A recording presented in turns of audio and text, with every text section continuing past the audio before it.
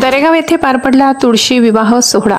दिग्गज नेत्यांची उपस्थिती तर गावकऱ्यांच्या सहकार्यातून पार पडला उत्साहात कार्यक्रम।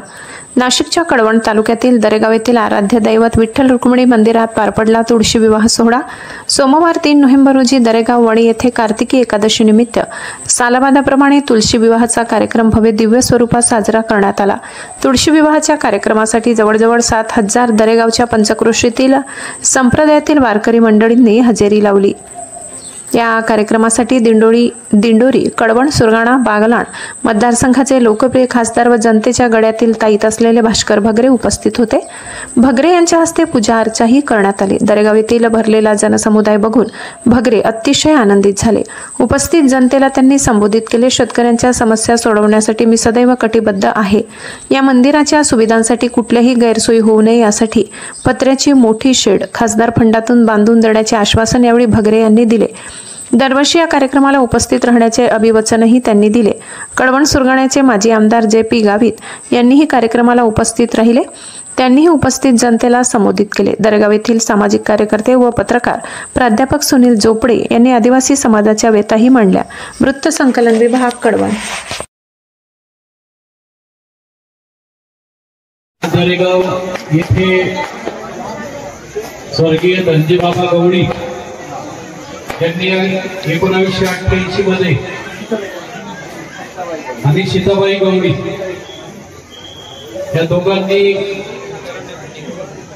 एका बाजूला मंदिराची स्थापना केली आणि दुसऱ्या बाजूला तुळशी विवाहाची परंपरा आज जवळजवळ 35 वर्ष झाली। अतिशय उत्साहामध्ये आज तुळशी मातेचं लग्न आपल्या सगळ्यांच्या उपस्थितीमध्ये होतोय।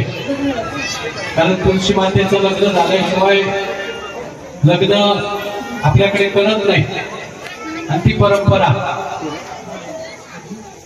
जतन करण्याचं काम दरेगाव वाशी किंवा पंचक्रोशीतील सर्वच ग्रामस्थ करतायत। त्याचा मला फार आनंद आहे। कारण पूर्व भागामध्ये तुळशीचे लग्न होतात, परंतु अतिशय धार्मिक पद्धतीने आणि सगळ्यांच्या सहकार्याने आज हा कार्यक्रम होतोय। त्याचा नक्कीच आनंद आपल्या सगळ्यांना आहे। मी तुळशी माता किंवा त्यांचे वर भगवान श्रीकृष्ण या सगळ्यांना आपल्या सगळ्यांचं भलं व्हावं। कारण आपण बघतोय की 5 महिन्यापासून सातत्याने प्रचंड राजा आपल्यावरती रुसलाय आणि रुसून पाणी नाही फक्त पाणी करून टाकलंय। शेती मातीचं फार प्रचंड नुकसान। इकडे भात शेती असेल, मका असेल, सोयाबीन असेल, परंतु दुसऱ्या बाजूला वणीच्या बाजूला गेलं की तिथून सगळी द्राक्ष पीक सुरू होतं। आजच एका शेतकऱ्यांनी मुगावला आत्महत्या केली। म्हणजे असे प्रसंग शेतकऱ्याच्या जीवनात